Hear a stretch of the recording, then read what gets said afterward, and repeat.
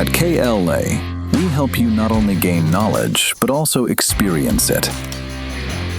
KL deemed to be university. Andhra Pradesh కి పెట్టుబడులు తెచ్చేందుకు ఐటీ మంత్రి నారా లోకేష్ చేస్తున్న ప్రయత్నాలపై పొరుగు రాష్ట్రాల సోషల్ మీడియాలో అనవసరమైన విద్వేషం, అసూయ కనిపిస్తున్నాయి. తమకు రావాల్సిన పెట్టుబడులను ఏపీ లాక్కుపోతుందని కొందరు విమర్శలు చేస్తున్నారు. కానీ విభజన గాయాలతో రాజధానిని, ఆదాయ వనరులను కోల్పోయి గత 10 ఏళ్ల రాజకీయ అనిశ్చితి పట్ల తీవ్రంగా నష్టపోయిన రాష్ట్రం ఆంధ్రప్రదేశ్ అన్నది వాస్తవం. ప్రస్తుతం ఏపీ జీడీపీ తమిళనాడు జీడీపీలో సగం మాత్రమే ఉంది. ఇలాంటి పరిస్థితుల్లో దెబ్బతిన్న రాష్ట్రాన్ని మళ్లీ గాడిలో పెట్టేందుకు చేస్తున్న ప్రయత్నాలను తప్పుపట్టడం సరికాదు. హ్యుందాయ్, షిప్ బిల్డింగ్ వంటి భారీ ప్రాజెక్టుల కోసం రాష్ట్రాల మధ్య పోటీ సహజం.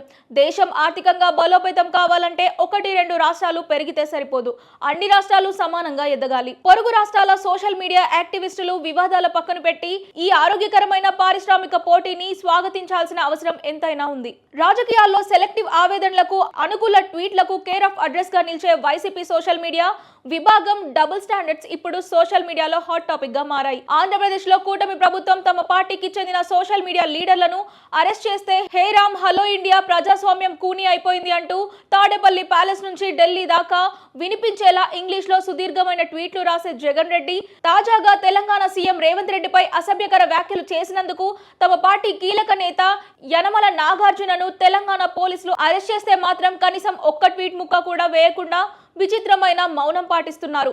ఈ మౌనం వెనుక హైదరాబాద్ లో ఉన్న వ్యాపార, రాజకీయ ఆస్తుల భయంతో పాటు సాక్షి టీవీ హెడ్ క్వార్టర్స్ కూడా అక్కడే ఉండడం వల్ల ఎక్కడ రేవంత్ రెడ్డి ప్రభుత్వం తమ ఛానల్ ను కేసులోకి లాగుతుందోననే భయం స్పష్టంగా కనిపిస్తోందని నెటిజన్లు సెటైర్లు వేస్తున్నారు.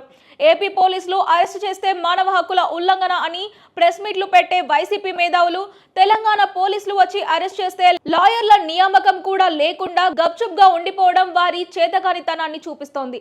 సొంత సోషల్ మీడియా క్యాడర్ ను ఇలా పొరుగు రాష్ట్ర పోలీసులకు బలిపశువులను చేయడం ఎంతవరకు న్యాయమని సొంత పార్టీ శ్రేణులే లోపల గుసగుసలాడుకుంటున్నాయి.